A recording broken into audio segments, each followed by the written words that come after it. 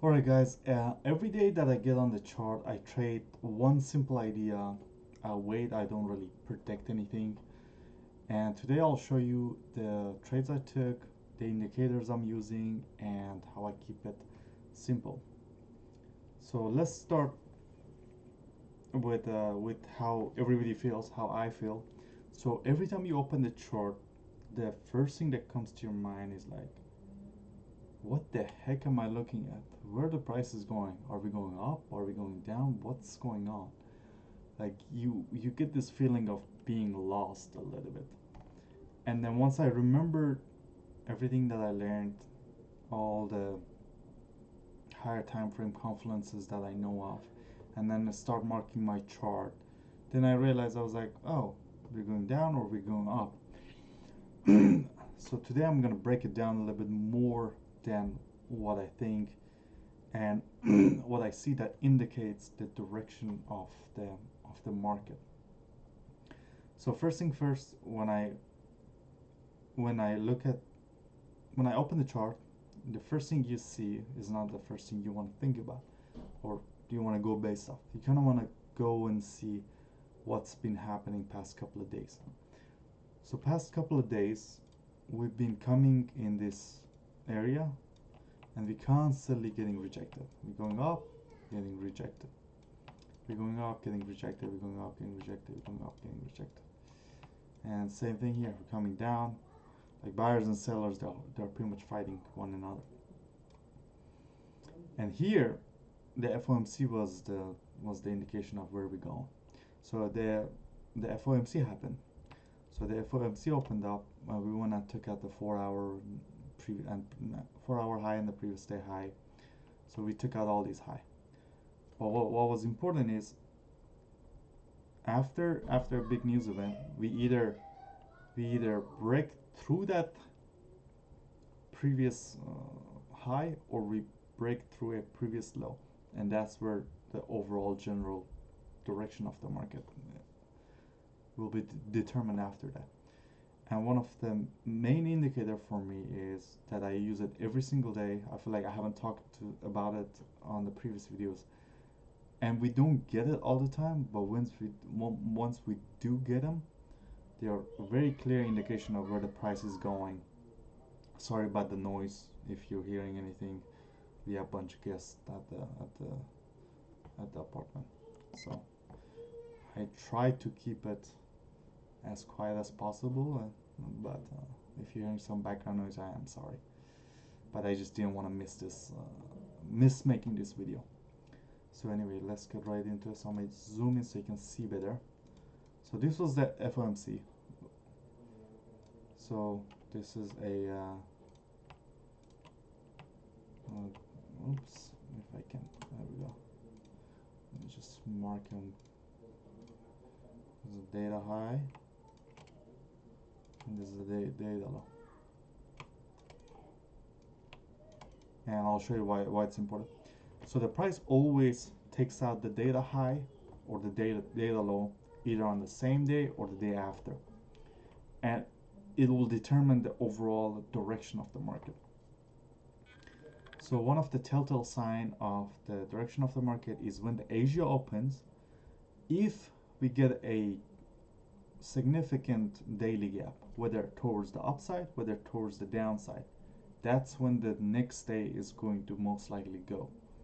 I've been backtesting this. I've been looking at these charts for a couple of years of data of backtesting, and one of the biggest thing that I noticed, and this thing is what I'm about to share, is like people charge thousands of dollars to share this kind of ideas, and because I had to pay thousands of dollars to like learn this type of ideas.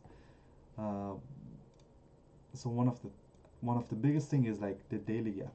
So the new daily gap and the new weekly gap, they're always determine where the market is going. So whenever we have a daily gap like this and we didn't break through this previous high, we're most likely gonna go down. Once we take this the data low, if we don't go up and break through the data high, we're most likely gonna go down. So this is our ICC. concept. So the ICC concept is indication, correction, and then a continuation. But before we continue, the price always like to go back and take the previous data high before we continue to go downwards. I feel like all these ideas have been saving me a ton of money, a ton of headache, because if you don't know, if you don't have the higher understanding of the 4 hours and the daily where it's going, you always lost.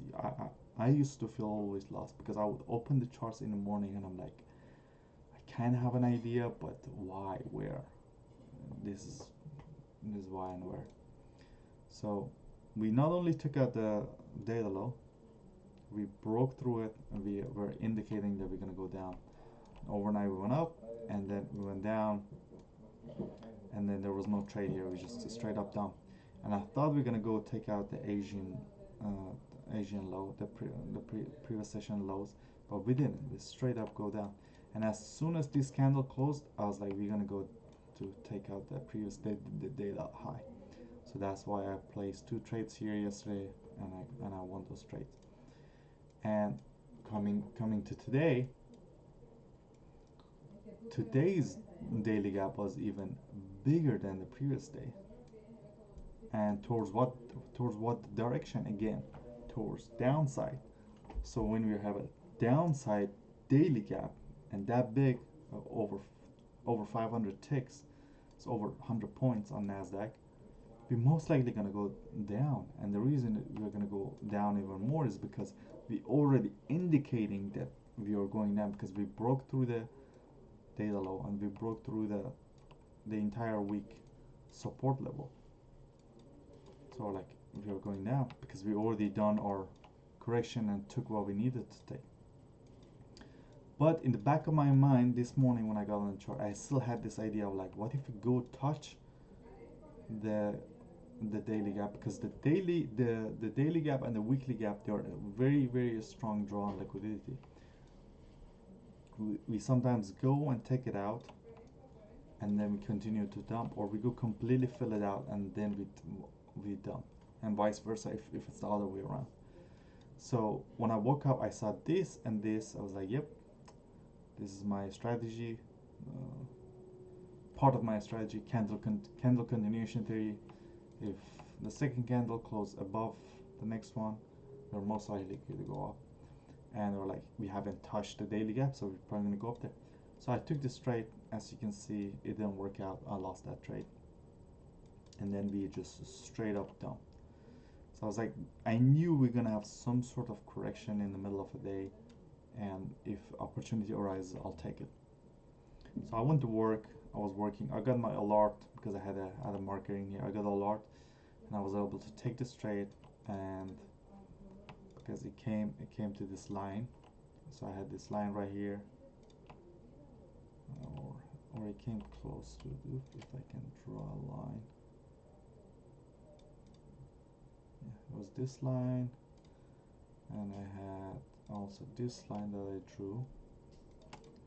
So I drew these 2 lines. I had alerts on both of them. So I was like, if it comes within this area, I'll take another trade, and hopefully it works.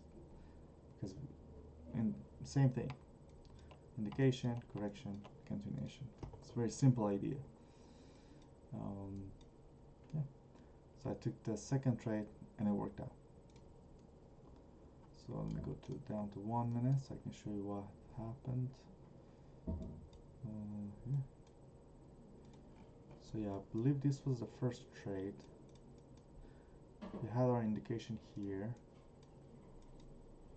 If I can make this a little smaller, yes. So this was the line here. We closed above it, we went close below it, we closed above it. Then I placed my trade here, and I target the daily gap. And of course, that was my stop loss. We didn't go halfway through. If we would have gone halfway through, this trade would have been break even, because as soon as it makes it over 50% of my overall direction, I'll move my stop loss to break even. So as you can see, this one was lost. Market open and we straight up dumped, and this was a kind of a entry opportunity, But by this time I was already at work. I missed this one, so I wasn't able to get in. But I knew we were gonna have some sort of dump. I wasn't expecting it to be this low, but we did. And then at work, I was around here. I saw this upward trends. I saw the alarm here, alert here, and alert here, because we broke through these previous levels. And as soon as it came up here, we broke through it, and we flipped these candle ranges. Let me close this. There we go. Yeah. So I believe this trade I took it somewhere around here, and I target this low-hanging fruit because I was at work. I didn't want to manage a scalping trade on my phone. I don't like to trade on my phone. If I can, I avoid trading on my phone. I just like to look at it on the PC. So this one worked. So we had one loss, one win. Let me see if I can, if the account works. There we go. So we were at 25.77 and we are at 25.842. If I didn't take that first loss, we would have been at 26. So we would have been one step closer to passing the challenge. And I'm taking my time. It's because with a smaller prop firm channels like 50,000, 25,000, you can trade minis, but trading minis on a 25 or $50,000 account, it's pretty much gambling if you don't know what you're doing. That's why a lot of people blow their accounts, including me. I was one of them until now. Right now I'm at a sort of break-even, sort of profitable stage. So I'm not quite profitable, but I am at the break-even stage to becoming a profitable. That's why I stopped trading my cash accounts, because my cash account was consolidating. It wasn't really going up, it wasn't really going down. I was like, I don't want to risk real money. I would rather just pay 70-80 bucks, trade props until I get really good at this system, and then go back to trading cash accounts, because you have less fear, you have less things on your mind when you're trading prop firms. And that's what it was. That was the trades I took today. That was the analysis. That was the higher time frame analysis, the way I think, the way I see it, and hopefully it works. And the idea of daily gaps and weekly gaps opening, and if they open towards going downside, as you can see here, we continue to go down. Same thing here. And the bigger the gap, the higher chance of it going towards the same direction. And the daily gaps usually don't get filled out on the same day. Tom Hogarth, he wrote a book called Best Losers Win. He did this huge study about daily gaps and the weekly gaps. And the weekly gaps, he says, it usually gets filled out about 2 or 3 days after. The daily gaps gets filled out usually the next day, depending on how big it is, or 2 or 3 days later. Sorry about that. And I'm right. Yeah, that's my mouth got really dry. Sorry about that. I don't edit these videos, so plus I just don't have time. I work all the time and I trade part time. Hopefully you enjoyed this. And sorry about the background noise again. If you guys hearing background noise, I have some guests at the house. Yeah, that's what that is. So the last thing I said I was gonna mention was the so yeah. So don't trade with what you think. Trade what you see. That was one of the biggest lessons I got from one of my mentors. Don't trade what you think, trade what you see. And the strategy, all these indication, correction, continuation, the CCT, the candle continuation theory, all of these stuff, daily gap and all that, these should complement what you like. All these strategies should complement what you already see.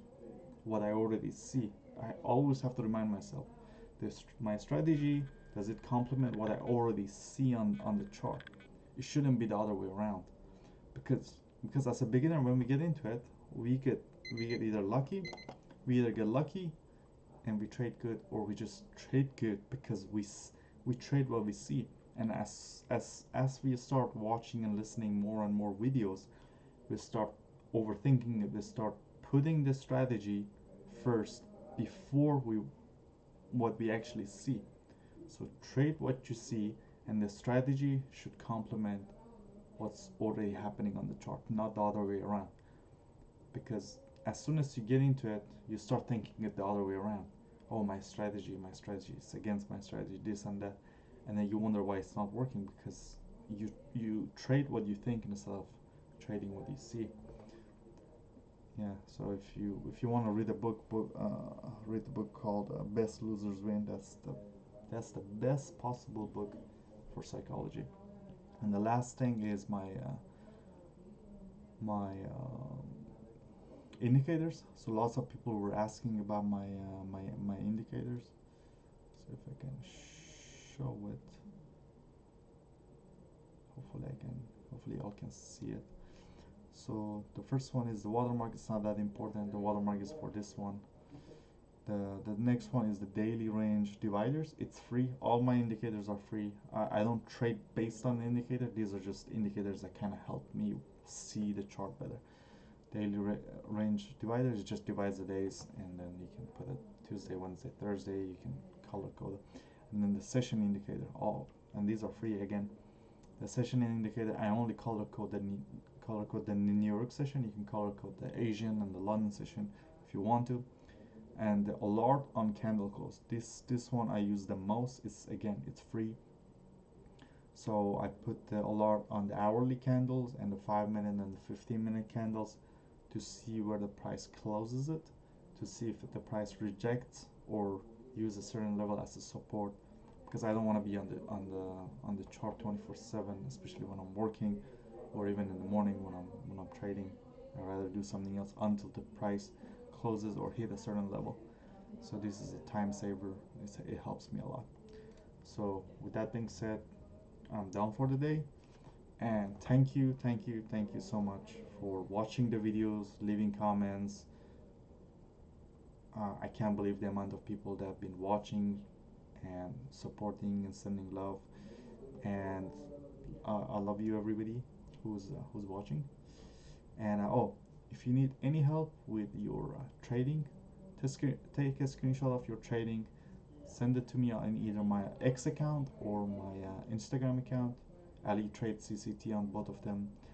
Follow me and send me a message, and leave a comment down below, or if you have any question. Yeah, peace out. See you guys in the next one. Tomorrow's video probably gonna be a little bit of psychology video and how I usually think when I'm about to trade. See you guys then.